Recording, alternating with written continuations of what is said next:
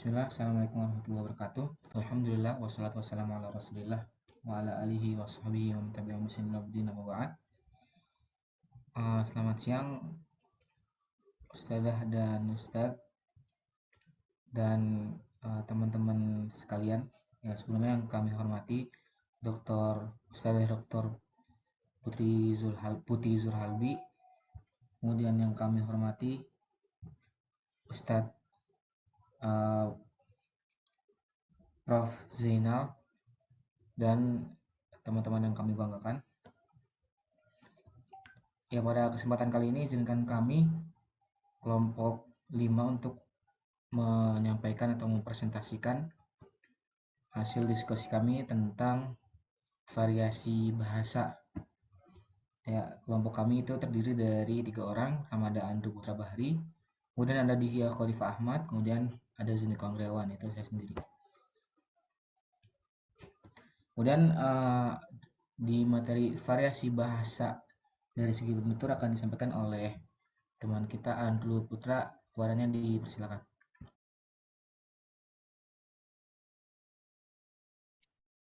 Baik, bisa di next.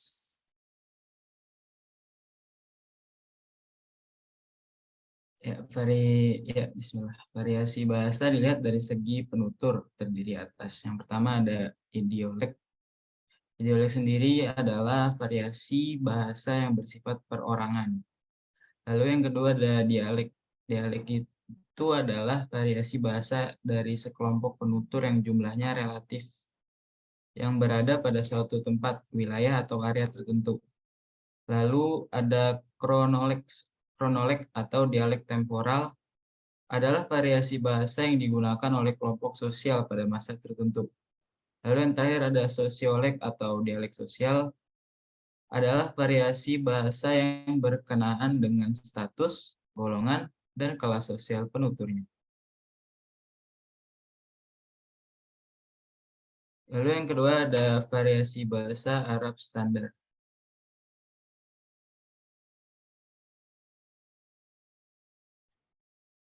Di sini kita akan membahas bahasa Arab Fusha. Bahasa Arab Fusha sering disebut sebagai bahasa Al-Quran, atau bahasa yang sering dipergunakan dalam forum formal atau resmi seperti di perkuliahan di Arab Saudi sana, atau seperti di kajian-kajian syekh-syekh di sana. Perlu diketahui bahwa bahasa di kalangan bangsa-bangsa Arab sendiri memiliki perbedaan. Oleh karena itu, bahasa Arab Fusha adalah bahasa pemersatu dan bahasa yang dapat menyelesaikan perselisihan antara bangsa-bangsa Arab. Dengan bahasa Arab ini, orang-orang dapat memahami dan berkomunikasi dengan lancar. Apabila bahasa yang digunakan adalah bahasa Arab Fusha, yang sesuai dengan kaidah-kaidah ilmu nahwu, sorof, dan balagh.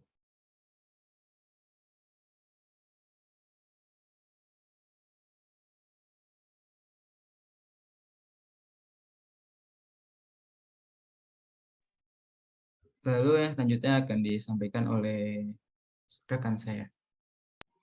Oke, sebelumnya izin nambahin dikit tentang bahasa Arab Fusha. Jadi bahasa Arab Fusha ini ada bagiannya juga, dia terbagi menjadi 2 bagian, yaitu bahasa Arab Fusha klasik dan bahasa Arab Fusha yang modern, standar Arab modern gitu. Nah, bedanya apa sih? Jadi bahasa Arab klasik itu adalah bahasa Arab yang dia itu bahasa Al-Quran gitu. Jadi bahasa Arab klasik ya bahasa Arab yang memang itu bahasanya buat orang Arab doang gitu. Jadi nggak ada tambahan bahasa-bahasa ilmiah terkait kayak matematika atau fisika, geografi dan lain-lain. Jadi bahasa Arab klasik itulah bahasa yang benar-benar murni dari bangsa Arab itu sendiri. Nah, kemudian bedanya sama bahasa Arab standar modern, dia tetap fusha, dia bukan bahasa Arab yang amiyah, tetap mirip seperti logo Al-Quran, bukan mirip lagi malah sama, cuman di bahasa Arab yang modern itu ada tambahan yaitu bahasa yang kaitannya dengan ilmu ilmiah gitu. Kayak misalkan jadi bahasa Arab nanti ada tentang matematika atau tentang fisika atau ilmu-ilmu yang ilmiah gitu. Nah, itu nanti masuk ke bahasa Arab Fusha tapi yang modern karena adanya modernisasi dari bahasa Arab klasik yang tadinya bahasa Arab klasik itu tidak memiliki bahasa ilmiah tambahannya dan karena adanya ilmu-ilmu baru, perkembangan ilmu maka ilmu tersebut jadi dimasukkan ke bahasa Arab klasik dan akhirnya namanya adalah bahasa Arab standar modern gitu ya. Itu perbedaan antara fusha dan klasik. Fusha klasik dan fusha standar modern. Ya, kemudian kita lanjut ke materi berikutnya, variasi bahasa Arab kolokial. Ya, sebelumnya kolokial itu apa sih? Nah, di sini ada pengertiannya. Nah, kolokial itu dikenal dengan bahasa sehari-hari. Jadi, bahasa sehari-hari pastinya nggak mungkin baku ya, seperti dengan bahasa Al-Quran atau bahasa puisi atau bahasa kitab-kitab atau bahasa berita-berita itu tentunya beda. Nah, jadi kolokial itu dikenal dengan bahasa sehari-hari. Kolokial mengkesampingkan kaidah tata bahasa yang dipentingkan adalah keterfemahaman antara kedua penutur. Nah, jadi kolokial atau bahasa Arab itu disebut dengan bahasa amiyah. Nah, bahasa amiyah ini itu tidak memikirkan kaidah gitu. Ya, apalagi dengan harokat-harokat yang ada itu nggak kepake di bahasa Arab amiyah ini atau kolokial. Jadi yang penting dua-duanya ngerti, dua-duanya paham. Nah, itu namanya bahasa kolokial atau amiyah dalam bahasa Arab ya. Kemudian kolokial itu digunakan dalam dialek tertentu pada ragam bahasa non formal. Nah, adapun ciri-cirinya, kolokial menggunakan ragam bahasa lisan bukan tulisan. Ya, jadi uh, untuk bahasa kolokial atau amiyah itu biasanya uh, di diterapkan yaitu di lisan aja gitu. Jadi nggak ada kaidah penulisan atau kaidah tertentu yang terkait dengan bahasa amiyah ini. Terus ada ujaran dan isi pembicaraan yang ringkas. Nah, jadi ujaran atau pembicaraan dalam bahasa amiyah itu adalah kebanyakan dari ringkasan dari bahasa Arab Fusha ya. Contohnya eh isyhada gitu. Ish ya contohnya isyhada itu adalah ayu syai'in hadza. Itu bahasa Arab Fushanya. Tapi karena orang Arab apa ya dia bahasa amiyahnya itu biar gampang, biar mudah cara pengucapannya jadi bukan ayu syai'in hadza tapi isyhada. Nah, itu ya. Jadi ujaran dan isi pembicaraan itu diringkas ya dari bahasa Fusha sebenarnya. Kemudian bobot pembicaraan ringan. Kemudian ciri-ciri yang lain adanya kedekatan antara kedua penutur. Nah, di sini ada contoh ya, contoh standar dari bahasa amiyah. Mungkin teman-teman udah pernah dengar juga. Kaifa haluk bisa diamiyahkan kaifak ya atau kif halak ya. Itu artinya apa kabar untuk laki-laki. Terus kaifa haluki ya bahasanya kaifik ya. Itu artinya apa kabar untuk perempuan.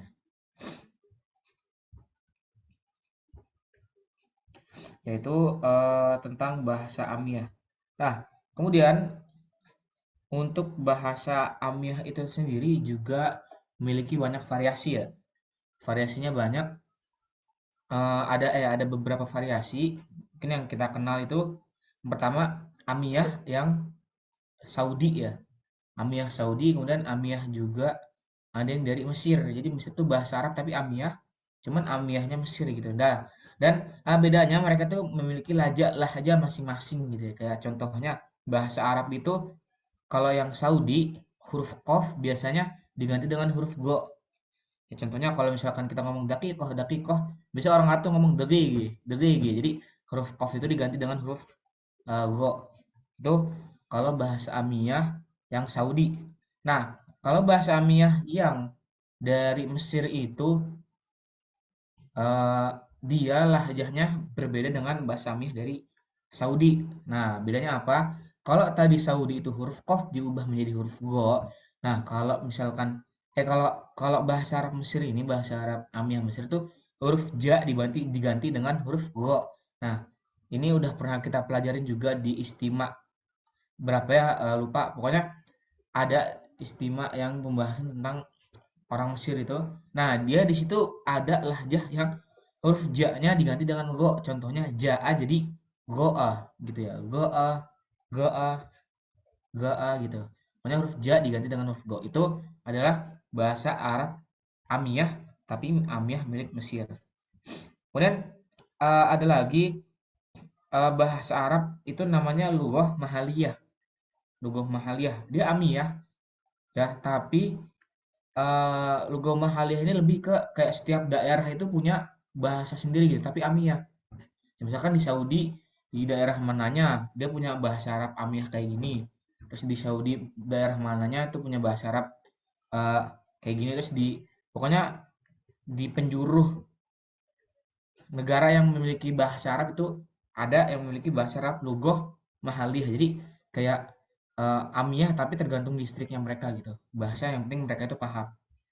Nah, itu ya variasi bahasa dari bahasa kolokial atau bahasa amiyahnya punya bahasa Arab. Kemudian selanjutnya ada jenis bahasa berdasarkan pemerolehannya, itu akan disampaikan oleh rekan kami Dia Khalifah. Kalian dipersilakan.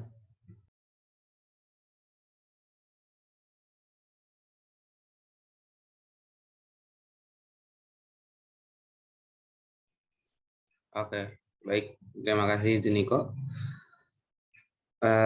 Jenis bahasa berdasarkan pemerolehannya jenis bahasa. Mungkin bisa di next. Baik. Sebelum itu mari kita mengetahui dulu apa arti jenis bahasa. Sekarang kita berasal di Indonesia, berarti kita menggunakan bahasa Indonesia yang merupakan bahasa Persatuan Bangsa Republik Indonesia. Sedikit sejarah bahasa Indonesia merupakan sebuah dialek atau logat bahasa Melayu. Kalau kita membicarakan satu bahasa yang memiliki beberapa variasi berkenaan dengan penutur dan penggunaannya secara konkret. Maka dalam pembahasan, jenis bahasa berurusan dengan beberapa bahasa. Bahasa ini dibedakan menjadi bahasa lisan atau verbal, bahasa komputer atau mesin, dan bahasa isyarat. Boleh di next. Nah, lalu yang selanjutnya ada jenis bahasa berdasarkan sosiologis. Jenis bahasa berdasarkan sosiologis yang pertama yaitu standarisasi. Standarisasi, kodifikasi, dan penerimaan terhadap sebuah bahasa oleh masyarakat pemakai bahasa itu akan seperangkat kaidah atau norma yang menentukan pemakaian bahasa dengan benar. Lalu yang kedua ada otonomi. Keotonomian sebuah sistem linguistik disebut memiliki kemandirian sistem yang tidak berkaitan dengan sistem lain. Jadi apabila suatu bahasa tidak memiliki kesejarahan yang sama, dapat dikatakan memiliki keotonomian serta memiliki perbedaan dari segi struktur. Lalu yang ketiga ada historisitas. Historisitas sebuah sistem linguistik dianggap memiliki historisitas kalau diketahui atau dipercaya sebagai hasil perkembangan yang normal dari masa lalu. Faktor kesejarahan ini berdasarkan atas etnik tertentu. Lalu yang keempat ada vitalitas. Vitalitas atau keterpakaian, yaitu pemakaian sistem linguistik oleh suatu masyarakat penutur asli yang tidak terisolasi. Jadi unsur vitalitas ini mempersoalkan apakah sistem linguistik tersebut memiliki penutur asli yang masih menggunakannya atau tidak. Boleh di next. Lalu ada jenis bahasa berdasarkan sikap politik.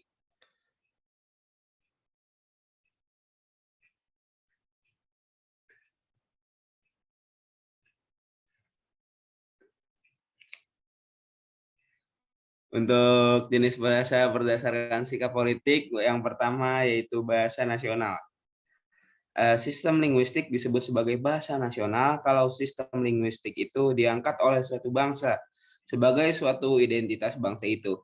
Pengangkatan sebuah sistem linguistik menjadi bahasa nasional adalah berkat sikap dan pemikiran politik agar dikenal sebagai sebuah bangsa yang berbeda dengan bangsa lain. Lalu yang kedua ada bahasa negara. Bahasa negara adalah sebuah sistem linguistik yang secara resmi dalam Undang-Undang Dasar sebuah negara ditetapkan sebagai sebuah alat komunikasi resmi sebuah negara. Artinya segala urusan kenegaraan, administrasi kenegaraan, dan kegiatan-kegiatan kenegaraan dijalankan menggunakan bahasa tersebut. Lalu yang ketiga ada bahasa resmi. Bahasa resmi adalah sebuah sistem linguistik yang ditetapkan untuk digunakan dalam suatu pertemuan seperti seminar, konferensi, rapat, dan sebagainya. Dalam sidang internasional PBB, bahasa Inggris, Prancis, Spanyol, Cina, dan bahasa Arab ditetapkan sebagai bahasa persidangan. Lalu yang keempat ada bahasa persatuan. Pengangkatan bahasa persatuan dilakukan oleh suatu bangsa dalam kerangka perjuangan di mana bangsa yang berjuang itu merupakan masyarakat yang multilingual. Tujuan dari pengangkatan bahasa persatuan adalah untuk mempersatukan suatu bangsa tersebut. Lalu ada yang selanjutnya ada jenis bahasa berdasarkan tahap pemerolehan. Nah, berdasarkan tahap pemerolehan ini ada dua, yaitu yang pertama adalah bahasa ibu. Bahasa ibu lazim juga disebut sebagai bahasa pertama karena bahasa itu yang pertama dipelajarinya. Kalau si anak mempelajari bahasa lainnya, maka lazim disebut bahasa kedua, dan begitu seterusnya. Di Indonesia biasanya bahasa ibu mereka adalah bahasa daerahnya masing-masing, sedangkan bahasa asing pasti menjadi bahasa kedua mereka. Lalu yang kedua ada lingua franca. Adalah bahasa sementara yang digunakan partisipan yang mempunyai bahasa ibu berbeda. Pemilihan suatu sistem linguistik menjadi sebuah lingua franca adalah berdasarkan adanya kesalingpahaman di antara mereka. Karena dasar pemilihan lingua franca adalah keterpahaman atau kesaling pengertian dari partisipan yang saling menggunakannya. Oke, baik, terima kasih. Saya kembalikan ke moderator. Oke, terima kasih kepada teman-teman kelompok 5 yang telah menyampaikan presentasi hasil diskusinya terkait materi tentang variasi bahasa. Ya mungkin dari teman-teman semua apabila ada yang ingin ditanyakan, dipersilakan untuk 3 penanya pertama dulu ya. Untuk raise hand atau langsung nyalain mic-nya aja.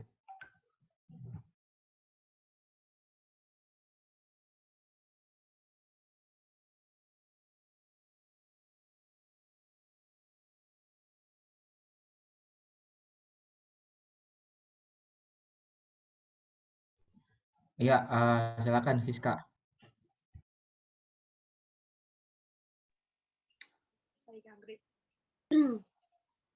Tadi kan ada pas terakhir itu lingua franca ya. Nah itu boleh dikasih contohnya nggak? Masih belum paham contohnya kayak apa gitu. Ada orang menggunakan bahasa ini gitu. Boleh nggak dicontohin itu biar lebih paham? Terima kasih. Oke, makasih ya Fiska atas pertanyaannya. Ditampung dulu ya. Mungkin teman-teman yang lain ada yang mau nanya lagi? Ya, dipersilakan.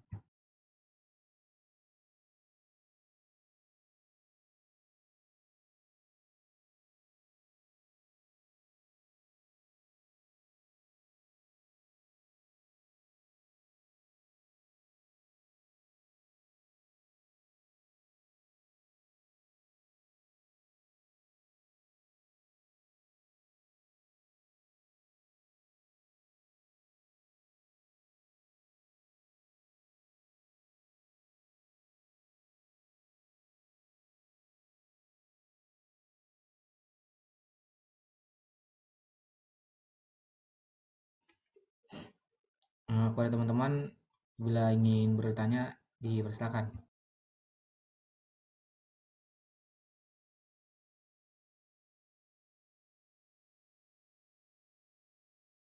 Oke, mungkin pertanyaan Fiska tadi dijawab dulu ya sama Dia. Dipersilakan Dia. Oke, terima kasih moderator. Izin menjawab untuk pertanyaan Fiska Rahma, yaitu contoh dari pemakaian lingua franca ya. Kan tadi di PPT dijelaskan bahwa lingua franca adalah bahasa sementara yang digunakan partisipan yang mempunyai bahasa ibu berbeda. Jadi yang dimaksud itu misalkan kita bahasa ibu kita Indonesia dan kita mengikuti konferensi internasional yang memakai bahasa Inggris dan kita di konferensi itu memakai bahasa Inggris, maka kita sedang memakai lingua franca atau bahasa sementara. Nah, itu contoh yang kita pakai untuk menggunakan lingua franca. Lalu selain bahasa Inggris, contoh lingua franca adalah bahasa Tiongkok, Arab, dan Spanyol karena itu termasuk bahasa internasional. Apakah terjawab, Fiska Rahma? Oh, oke. Makasih. Dijawab. Saya kembalikan ke moderator. Oke, terima kasih atas jawabannya nih ya. Kepada teman-teman nih, apabila mau bertanya dipersilakan ya.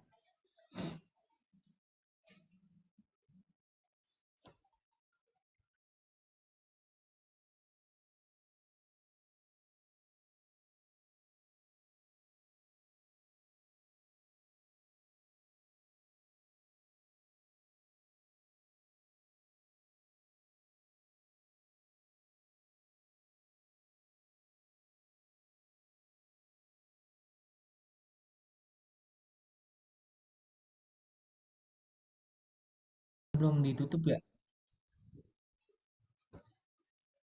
Oke, mungkin kalau nggak ada pertanyaan, itu saja yang dapat kami sampaikan. Semoga apa yang telah kami sampaikan bermanfaat ya buat teman-teman semua. Terima kasih atas kesempatannya. Syukron ala kulli istimewa ihtimamikum. Wassalamualaikum warahmatullahi wabarakatuh. Waalaikumsalam warahmatullahi wabarakatuh. Syukron.